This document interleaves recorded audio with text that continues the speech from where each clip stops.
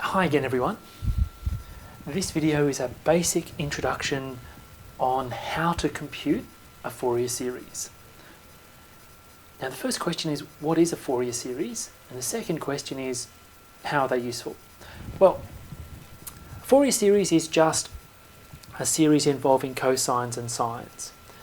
And to compute a Fourier series of a given function, where the function is piecewise continuous and so is its derivative, and the function has period 2L, where L is some number.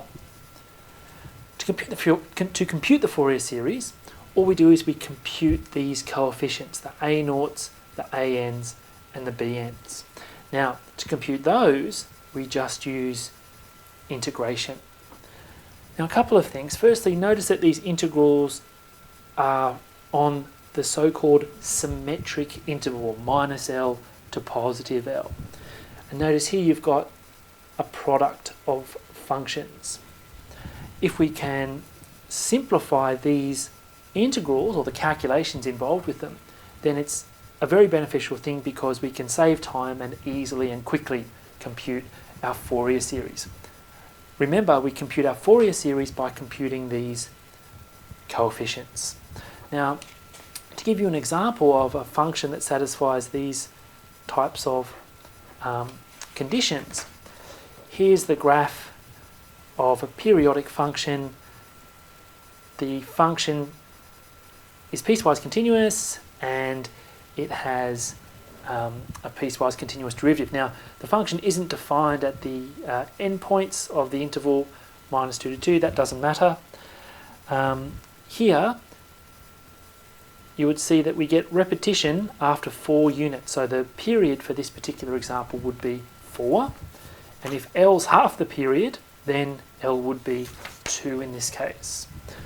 Now let's have a look at a particular example and see if we can learn a little bit more about the mechanics in calculating these Fourier coefficients. I'm going to do 110. We've got a function 3x plus 1 for x between minus 2 and 2. Calculate the Fourier series. And secondly, find a result of an infinite series by considering your answer at the point x equals 5. So let's calculate the Fourier series first, and then we'll worry about the second part later. So actually, this is the graph of this function. Even though it's not stated here, we're assuming that the function is periodic with period 4 here. So the way you would draw this is the curve 3x plus 3 for x between minus 2 and positive 2. Take that, move it 4 units, and then paste. Take it, copy it, move it 4 units, and paste, and you'll get the periodic graph. Okay, well, let's calculate our Fourier coefficients.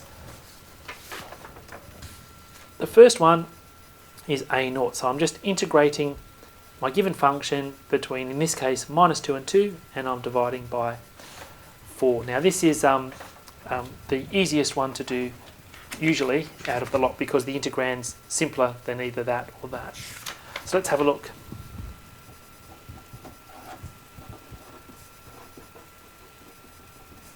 So let f of x be defined by 3x plus 3 for x between minus 2 and 2, and let f be periodic with period 4.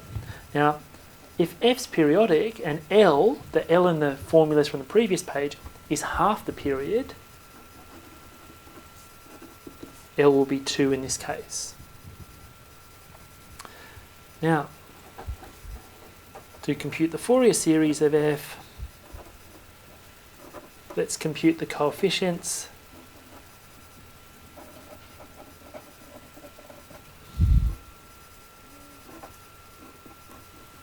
So this is what I'm going to denote my Fourier series by. To compute that, we need to compute these, and these.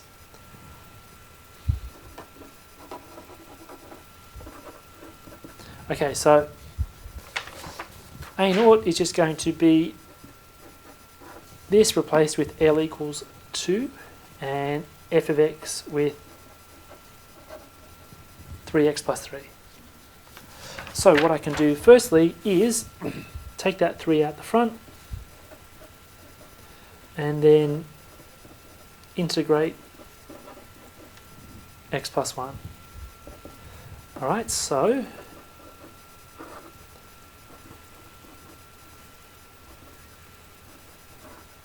I'll get something like this. Now I sub in x equals 2 and x equals minus 2. So when I put 2 in, I'm going to get 4 on 2, which is 2. Minus 2, I'll get the same. And you can see I'm going to get some cancellation there, and actually I'm going to get 3. So that's my A0 taken care of. What about my A sub n?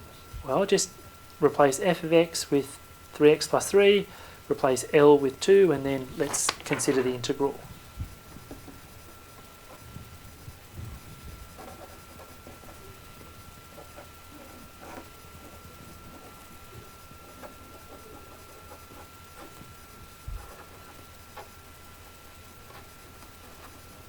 Okay. Now what I'm going to do is actually break up this the integral into 2 integrals. I can also pull the common factor of 3 out the front. Now you'll see why I've done that in a minute.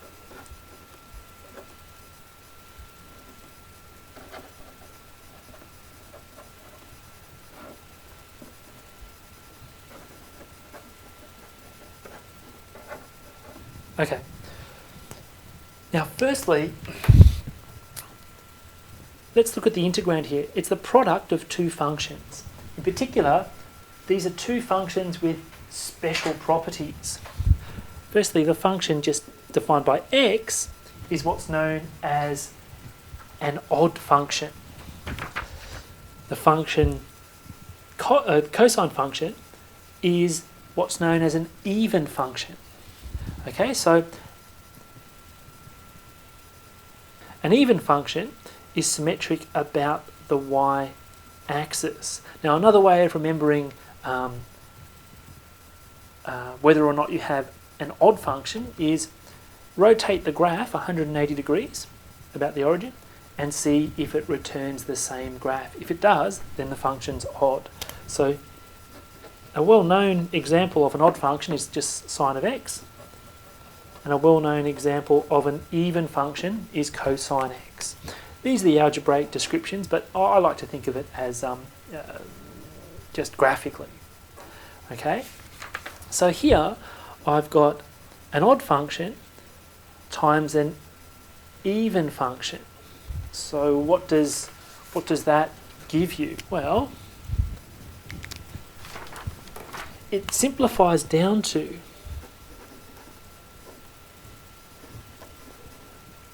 the product of an odd times an even function gives you an odd function. Now, why is that important? Well, if we have an odd function, then the integral over a symmetric interval is 0. So here's an odd function over here. You can see there's the graph's being reflected in the y-axis. And if I integrate from, say, minus a to a, this area is going to cancel with this area. This area is going to cancel with this area. So the integral over the whole interval, minus a to a, is 0. Now that can save us a lot of time. So what I can say from this, so here I'm integrating an odd function over a symmetric interval. This whole thing is going to be 0. I don't even have to do the integration.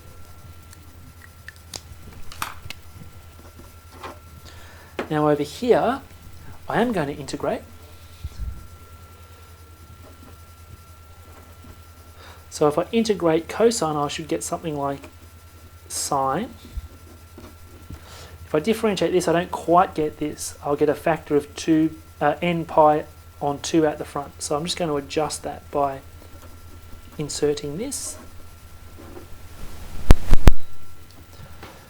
Now, let's sub in x equals 2 and x equals minus 2. Well, when I sub in x equals 2, I'll get essentially sine n pi here. Now, going back to my graph from before, sine n pi. Well, let's look at multiples of pi, sine of multiples of pi. So at 0, it's 0, at pi, it's 0, at 2 pi, it's 0, at 3 pi, it's 0. So sine n pi will just be 0. And the same, you get the same result if you sub in x equals minus 2. So this is also going to be 0. So what have we calculated so far? We've got a naught equals 3, and each a sub n is just 0. Okay? Well, the last thing we have to compute here is the b sub n. So it's similar, except we've got a cosine, we've got a sine instead of a cosine. So let's use this formula with L equals 2 and f of x with 3x plus 3. And we'll see if we can simplify that integral at all.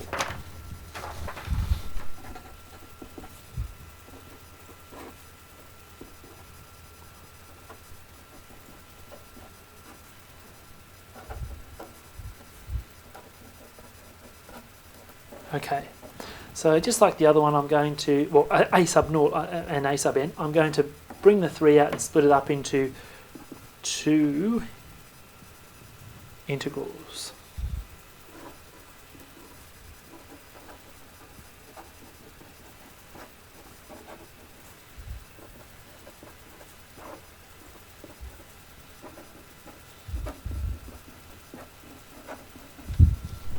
Okay. So let's look at, I'm going to look at the second integral first. Remember, the sine function is an odd function.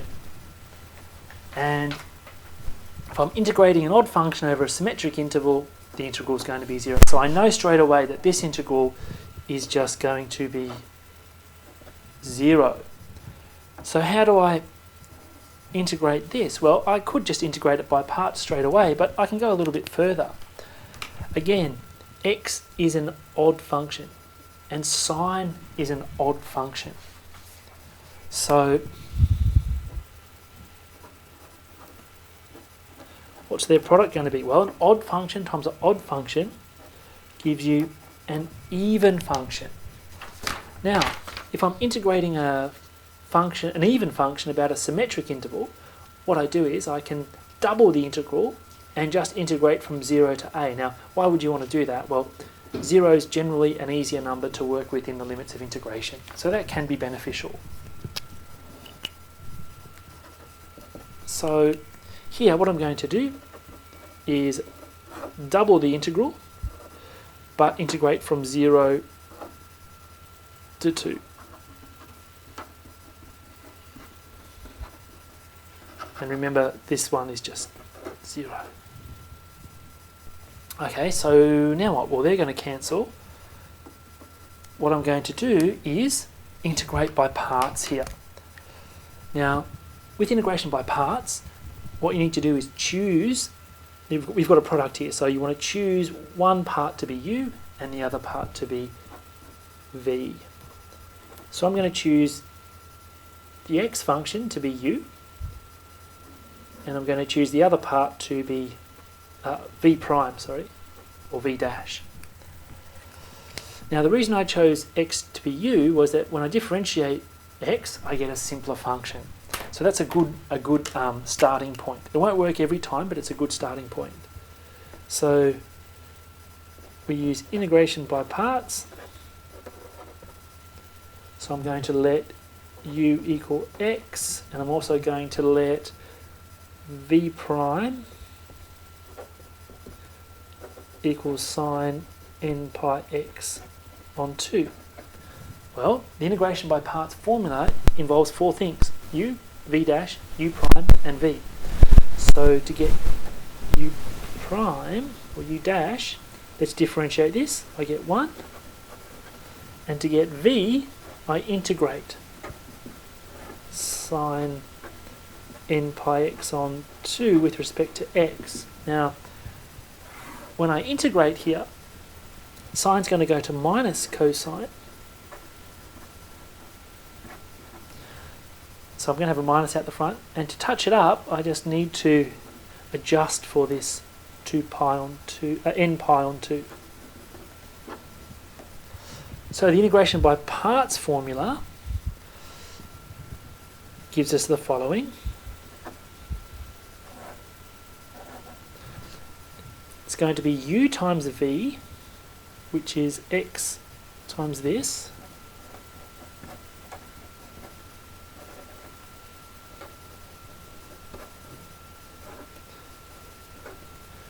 minus the product, the integral of the product of the two things we just calculated. So it's going to be the integral of 1 times this minus sign. So it's going to give me something like this.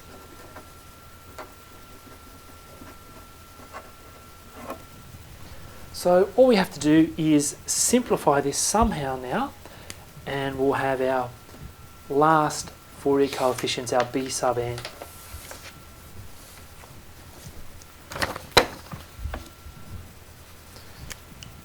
Okay, well, let's sub in x equals 2. Well, when x equals 2, this will become minus 4 on n pi cos n pi. And when I sub in 0, well, that's going to be 1, but that's going to give us 0. So I'll get the following. And to integrate this, I'm basically just integrating, so the minuses will cancel. I'm just integrating cosine, which will give us a sine.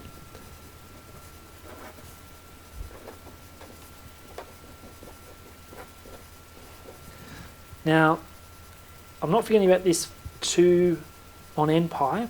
When I differentiate this, again, I have to, similarly to the previous one, adjust for this n pi on 2. So I'll get 4 on n pi squared. Okay, so now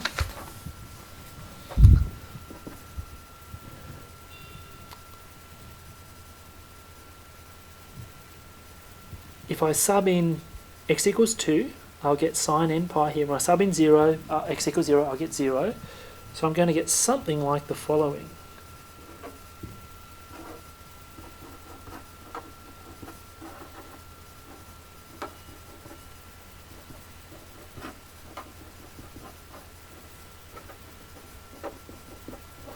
Okay, so let's see if we can simplify this at some point.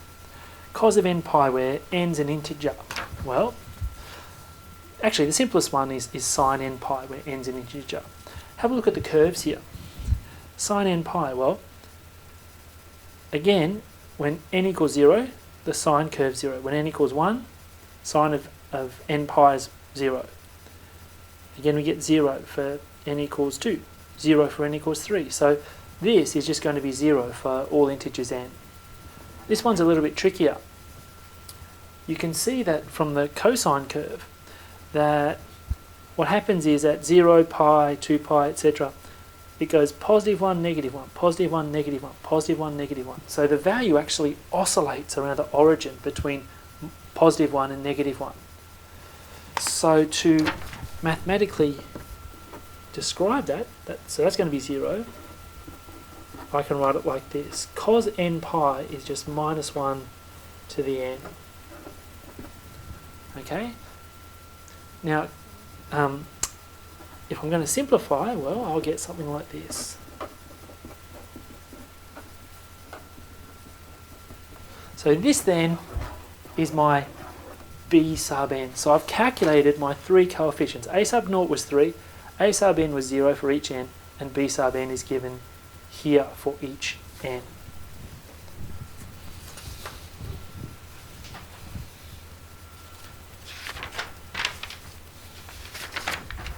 Okay, so let's write out our Fourier series.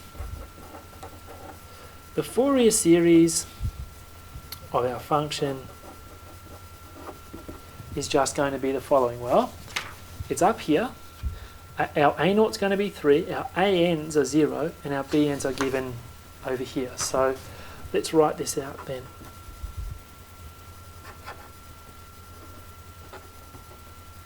So the a sub n is going to be 0, so there's no cosines in this.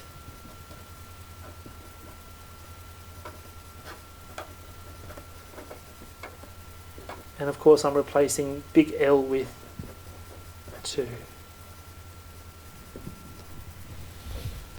Okay, so that is our Fourier series. Sometimes this is called a Fourier sine series because only sines appear in the answer.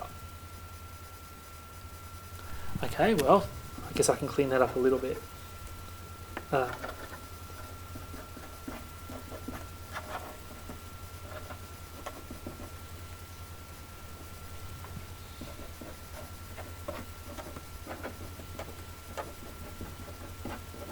Okay, so that's our answer. Well, what have we actually produced there? Well, if you graph some of the, say, the first few terms of the series, you'll see something rather remarkable happen. Here's our original function. If you say use Maple to plot the first few terms of the series, well, what happens is you get this little, like a wire being wrapped around these, the red curve, and making these sort of infinite jumps here. One of the wonderful things about Fourier series is that it allows you to approximate functions, discontinuous functions, on an interval, and your Fourier series is actually a continuous function. Now, that gives it a much more power than something like Taylor series or Maclaurin series, because you're not just approximating the function near the point, you're approximating it on an interval. Okay, well, let's have a look at the second part of the question. Find a result on an infinite series by considering your answer at x equals 5. Well, to do this, we are going to use the following important theorem. Let f be a function such that f and its derivative are piecewise continuous on this interval. Then, f is equal to its Fourier series at all points where f is continuous. At a point where C, where f has a discontinuity, the Fourier series converges to this, where the C plus and the C minus are the left and the right hand limits of f at C. So let me give you an example. Let's say I'm at the point x equals 0. I can see that my function is continuous at x equals 0, and its value is 3. So if I went back to my Fourier series and plugged in x equals 0, well, this is obviously going to be 0. I get 3. Okay, so if we apply this theorem, f is equal to its Fourier series at the point x equals 0. And I've just confirmed that because we get the same value. Both the function and the Fourier series are equal to 3 at x equals 0.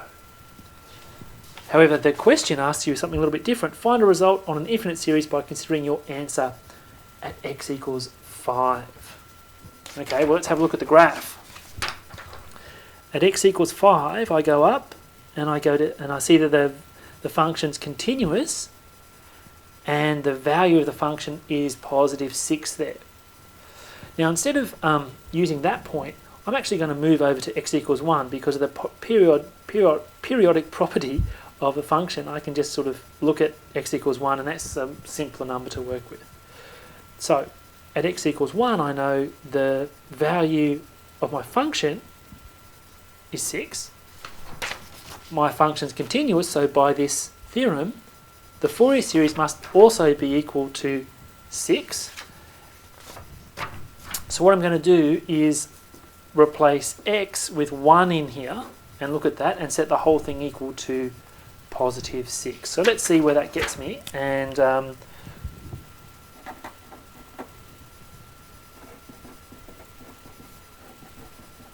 let's see if we can get this result on series that we're chasing.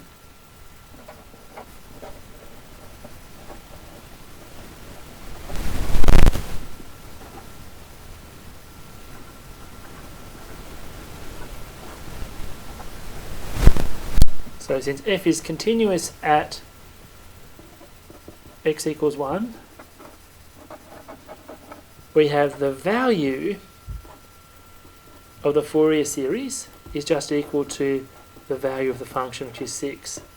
So let's go back here. Substitute in x equals 1 and set the whole thing equal to 6.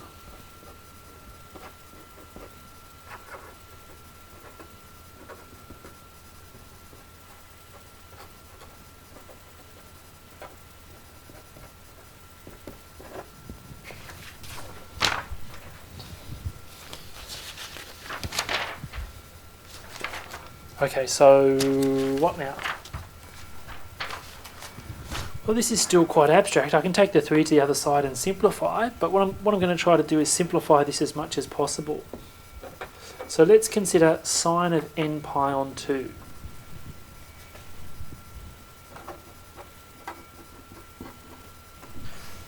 Now if I look up here, look at the graph of sine of n pi on 2 is, well, it's basically sine of multiples of pi on 2. So go 0, 1, 0, minus 1, 0, 1, 0, minus 1. So I can simplify in the following way. It's 0 if n's even, because I'll just get, sine of a multiple of pi then. And if n's odd, then I get this sort of oscillatory behaviour against positive 1, negative 1, positive 1, negative 1. So this means I can hopefully simplify my sum and here, the sine n pi on 2, and maybe this will simplify to something nice. So let's call this star.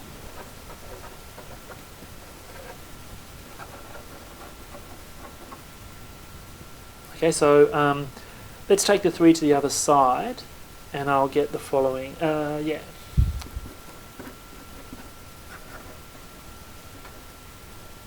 Now, what I'm going to do is replace sine n pi on 2 with this. And when n's even, I mean, this is the even n, just you're adding 0 in there. So I'm not changing it at all, really. I'm just simplifying a little bit.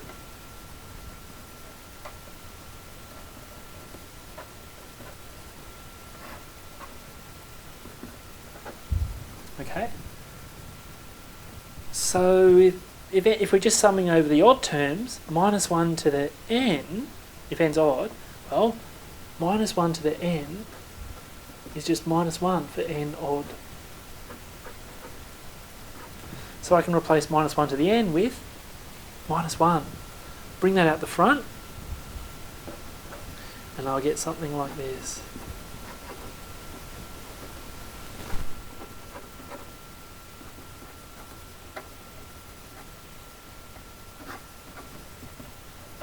Now, I'm going to bring the pi up there, the 12 down there, and to put this in a more sort of standard summation form, I'm going to replace n with 2k minus 1. So what I can do then is sum over k equals 1, k equals 2, k equals 3. 2k minus 1 will, of course, always be odd. So we're almost finished.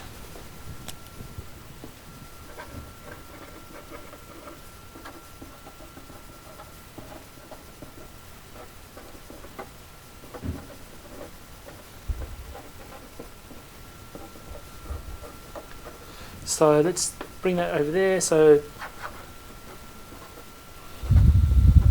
replace n with 2k minus 1.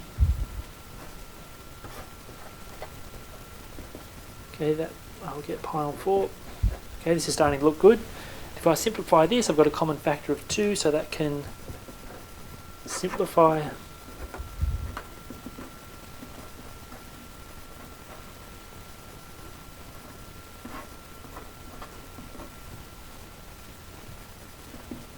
And here's my result.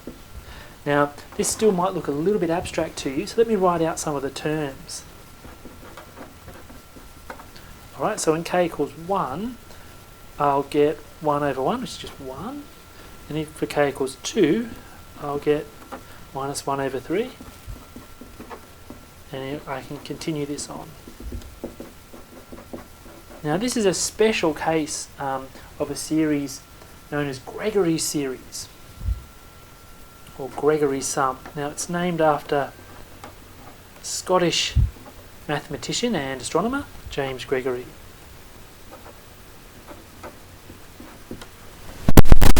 Okay, so we finished the problem now. It was quite long, but just a couple of things to remember. In the second part, note that we were able to actually calculate the value of this infinite series. We got it to be pi on 4. This is very rare, and in first year techniques, let's say a second course in calculus, what you do is you're more concerned with whether or not this series converges rather than what it converges to. Well, Fourier series sometimes provide us with a means of getting exact values of our series. That's a very powerful thing. In the first part of our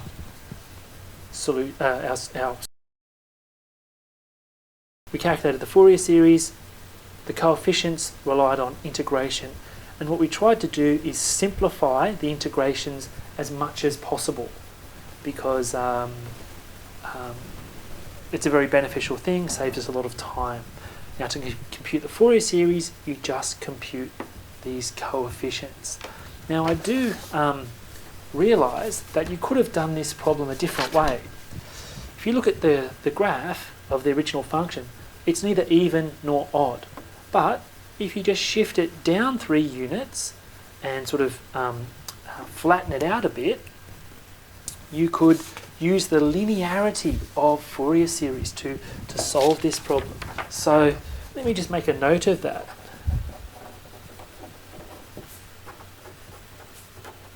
So the alternate solution method is to, okay, suppose I just want to calculate the Fourier series of 3x plus 3.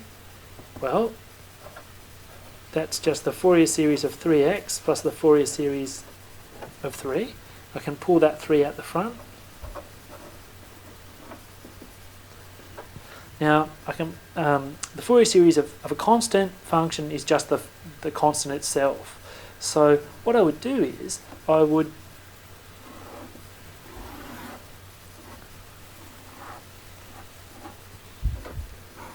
instead of working with the function 3x plus 3, I would work with the function x. Now that has the same periodic properties as our original function, and it's an odd function. I would calculate the Fourier coefficients for that, calculate the Fourier series, multiply the series by 3, and then add 3. That's another way to do this problem.